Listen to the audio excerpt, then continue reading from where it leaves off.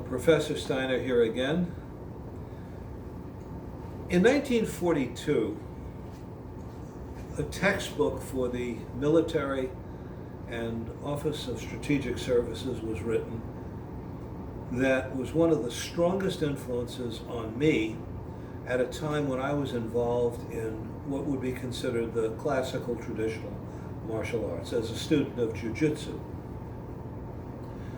And I am grateful to my ju-jitsu teachers. I'm grateful to anyone from whom I learned anything. And I respect ju-jitsu.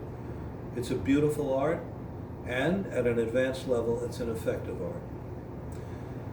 The book that was written was called Kill or Get Killed, and I strongly recommend this book to anyone in any of its editions. It was written by Colonel Rex Applegate, who was later on in my life a teacher and a colleague of mine for 25 years until he passed away. Rex Applegate wrote in Kill or Get Killed a standard for judging the merits of a combat technique or a self-defense technique. And that standard should be in block letters in every school of self-defense everywhere, and it should be emblazoned in the brains of any student or teacher of close combat and self-defense. Applegate wrote, when judging a technique, ask yourself, quote, will this work so that I can use it instinctively in vital combat against an opponent who is determined to prevent me from doing so and who is striving to eliminate me by fair means or foul, unquote. That standard is as valid in 2020 or in years to come, it will be valid, as it was in 1942 when Rex Applegate introduced it in Kill or Get Killed, and in the training that he gave at Camp Ritchie, Maryland. Holding a technique up to that standard very often will reveal that that technique is a waste of time. There are many quote-unquote self-defense techniques that will not work under extreme conditions. You probably have learned some. I have learned many. And with all due respect to the systems that teach them, they just can't be used. For example,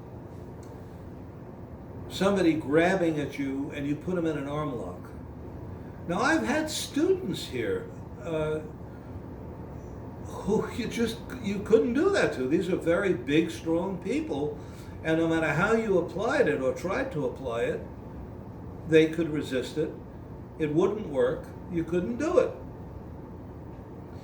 Many types of holds and control grips, actions that you attempt to take against an opponent, will work only when the opponent is either passive or actually cooperative. These are not the kind of techniques you want to use. Defending yourself against punching. Now, this is a very interesting phenomenon. I learned a lot of defenses against, one of my teachers was a very sweet and dear man, Kiyoshi Nakai.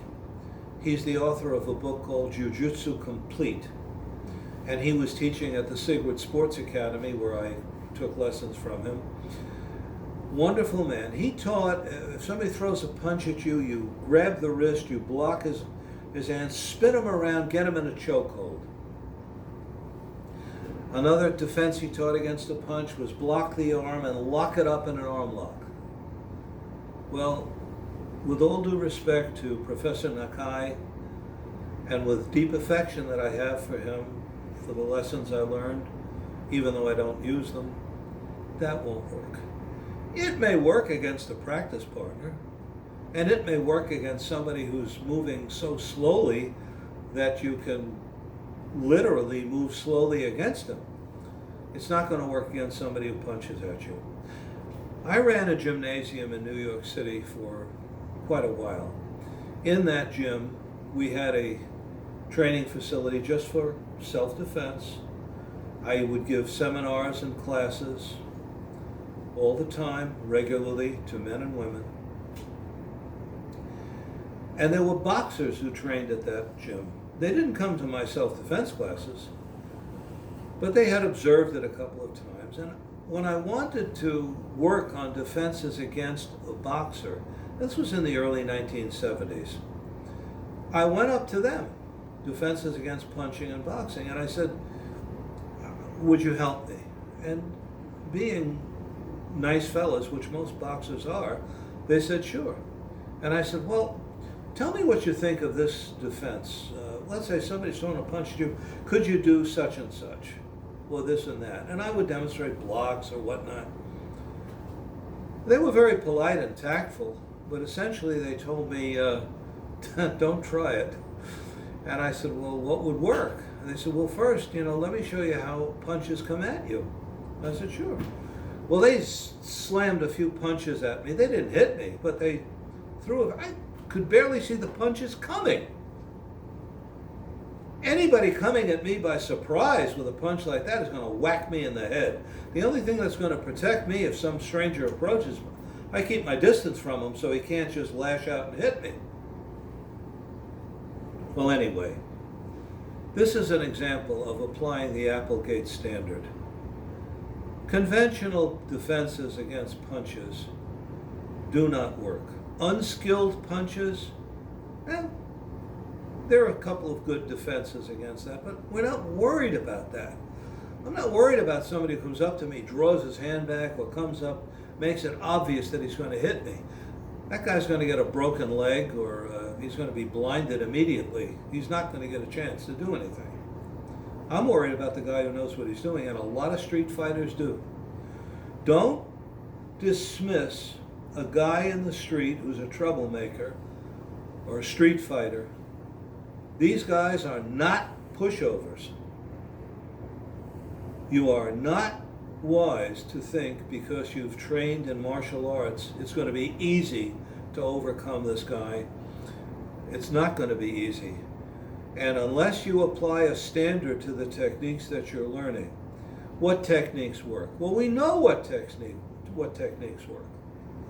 Simple, basic blows, the chin jab, the chop, the elbow smashes, knee attacks to the testicles, stomp kicks to the knee, front kicks, headbutts, eye gouges, ear boxes. We know what techniques work. We learned it in World War II. We learned it before that, but we learned it finally and positively in World War II. Fairbairn discovered it in Shanghai before World War II. There's no disputation about what works. Be careful about what doesn't work. And that's an awful lot of control techniques, techniques of restraining somebody. All you have to do really is watch some of those true cop shows that are on in the middle of the night if you stay up that late. And you'll see it takes 3-4 police officers to control and restrain a little woman who flips out. People are not easy to control, and people are not easy to stop. The clenched fist is probably the least effective of the natural hand weapons. The open hand is much more effective. We'll discuss that at another time. But for now, just realize that when you're taught a technique, be honest with yourself, research the matter, work with your training partner, work with your instructor if he's open-minded. Will this work so that you can use it instinctively in vital combat against an opponent who is determined to prevent you from doing so and striving to eliminate you by fair means or foul? That's the Applegate Standard. I have no problem with it. I've used it in developing American Combato. It is true at black belt level, I teach some basic ju-jitsu to police officers, and it's for police officers. But everything we do, weaponry, unarmed combat, is validated by that standard. If you learn this technique, it will work in vital combat. Now, a determined attacker must be dealt with by your determination to use what works. When we say a technique works, it doesn't mean it's magic. It doesn't mean it works just because you go through the motion. You have to apply full force. You have to anticipate being hurt. You have to go after your attacker relentlessly. You have to be determined to follow up with movements that work. Stopping an assailant in real combat is not easy.